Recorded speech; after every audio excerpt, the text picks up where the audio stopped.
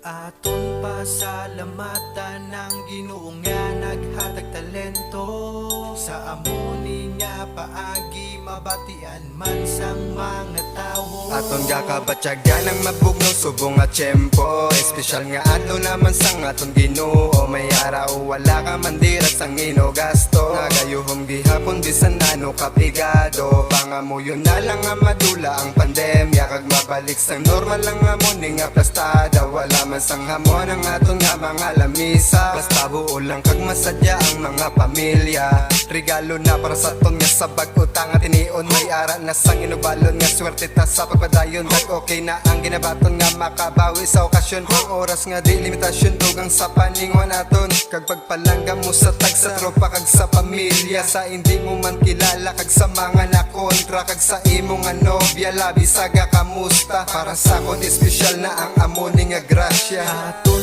pasalamatan ng Ginoo nga naghatag talento sa amoni nga paagi mabatian man sang mga tawo.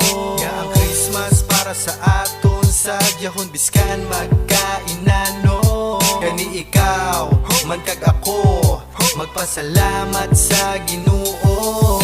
Labi na sa tanan akong gid pasalamatan ng Ginoo nga naghatag sa akon sang kalipayan. Labi na gid niyang event sang G-Familia nga naghatag man liwat sa amon, inspira nga mag-ubra sang kanta nga sa amoni nga paagi hip hop sa negros mag-alsa. Dapat wala sang hate pagpalangga ipakita sa subong at tiniod. Madamo sang trahedya pero pasalamatan naton kay buhi pata. Salamat sa mga papuri nga ginturing yung nga utod sa amoni nga eksena hip hop alsa di malunod. Pangabay ko lang sa Christmas nga mayo lang ang pamatsyag sang akon mga pamilya, tropa ko hindi magbulag. Pagpalanggaan ay ang aton tanan nga ipakita, kay amo gina ang yabi nga para kita magsadya. Sa sinita ni nga Christmas matapos na ang pandemya, kaya tanitanan ang nag-abot ng mga problema.